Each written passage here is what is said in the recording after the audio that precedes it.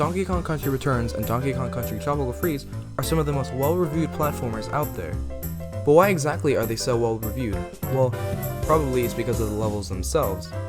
Why are they so good, you might ask? Well, today that's what I'm going to be talking about. I'll be covering both of Retro Studios' famous 2D platformers and analyzing what makes the levels so memorable and special. Well, let's begin. Starting off with Returns, probably one of my favorite and most memorable levels from when I was a kid was World 1-4 Sunset Shore. Clearly, it takes place next to the sea with a gorgeous sunset in the background. If you can align these rocks in the background of the floor in the shape of a banana, you'll be rewarded for thinking outside the box.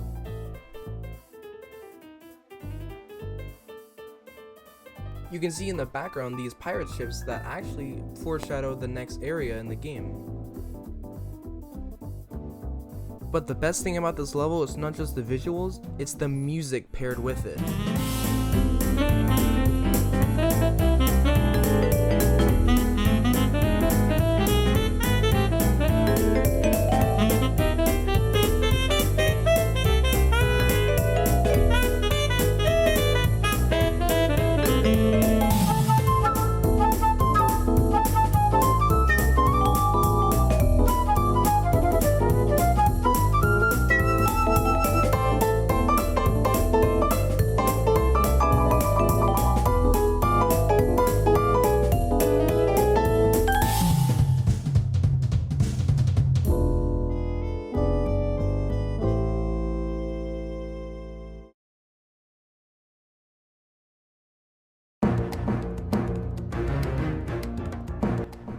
One of the first things you see when you start this level is this mole.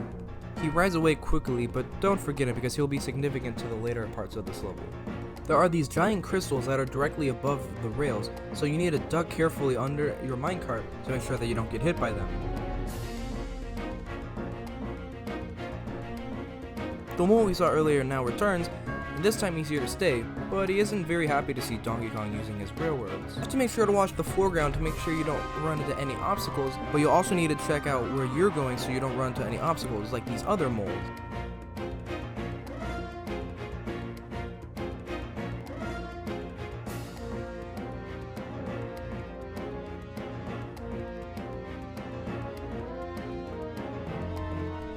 Unfortunately, he doesn't bother to look ahead where he's going and he gets launched out of his minecart. But don't worry, this mole is a lucky mole, and he pulls out a giant bomb ready to hurl it to the other rails, but his luck soon runs short and crashes yet again. This is where it gets really interesting. The stage first introduces you to the crystals, but then it introduces the mole that throws bombs and tries to break the rails ahead of you. Then, for the finale, the giant bomb the mole threw causes the rails ahead to form a circle that you ride in, shielding you from the field of sharp crystals ahead with a small gap you need to precisely jump over. Easily the coolest part of this level, as a kid at least it was.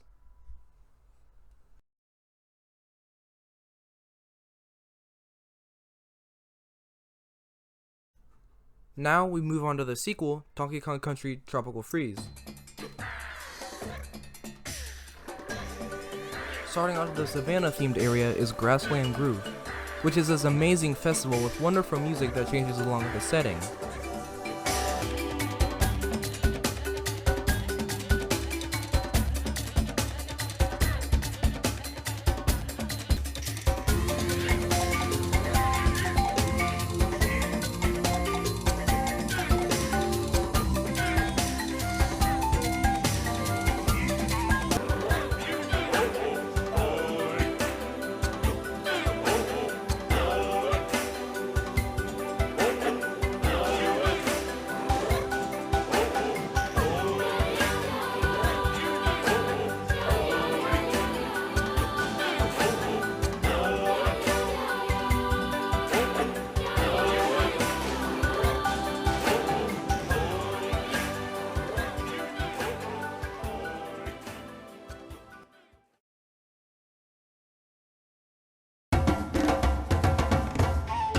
The next level isn't anything special in particular, just a basic Savannah theme. But now would be a great time to explain what makes Tropical Freeze's level design so different from Returns.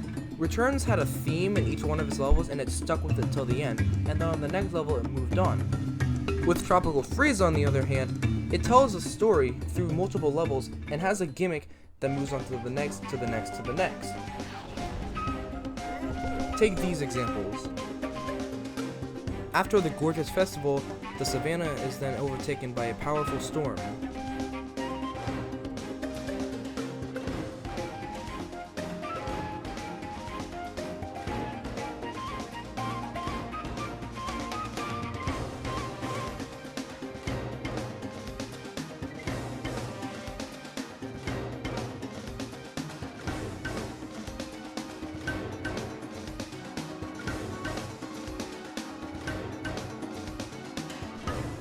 And then the sad aftermath of the storm is this wildfire, which goes as far as the eye can see.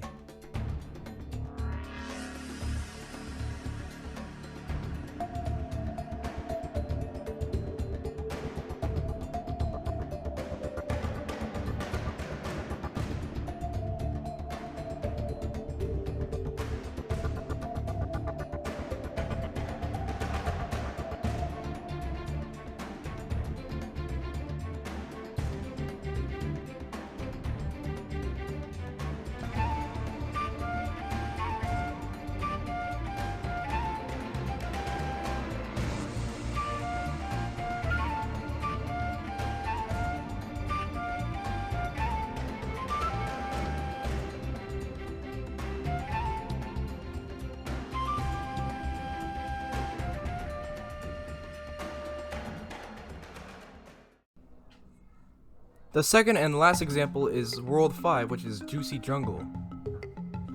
The world opens up with a jungle setting, but this is not just any jungle. The jungle's plants are producing big fruit, like really big fruit. You see a bunch of moving platforms beneath you with very spiky fruit being dropped onto them. If you look a little further, you see that these claws are the ones that are responsible for dropping the spiky fruit onto the platforms.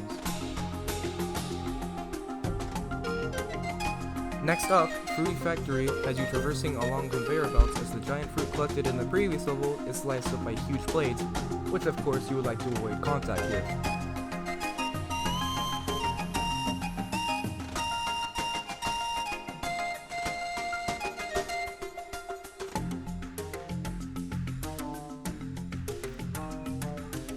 These blades down here cutting up fruit will even provide platforms which we need to proceed.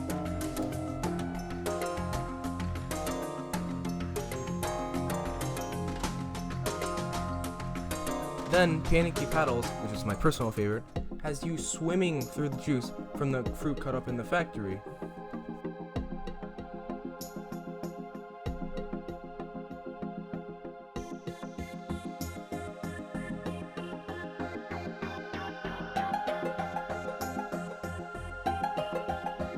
And the vast majority of the next stage, Jelly Jamboree, mostly consists of you bouncing along oversized gel to get to your destination. Enemies can also bounce on these too. These blue gels will change various elements of the stage, so you have to be careful on how many times you want to jump on them or not. And this is yet another case of the levels combining the gimmicks that they introduce. There will be an enemy bouncing on blue gel in the background, which changes the elements in the foreground, so you have to watch the enemy in the back jump up and down and carefully time your jumps to proceed. And last, but certainly not least, we have Frosty Fruits. At first, you see the gel that you were bouncing on in the last level frozen.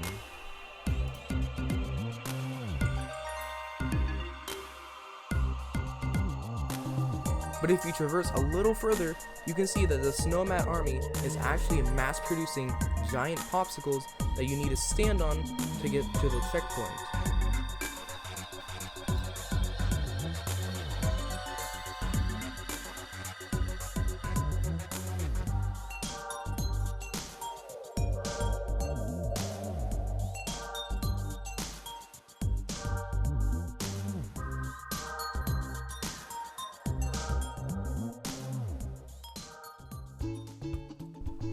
And that's that. That is my video. So thank you for watching.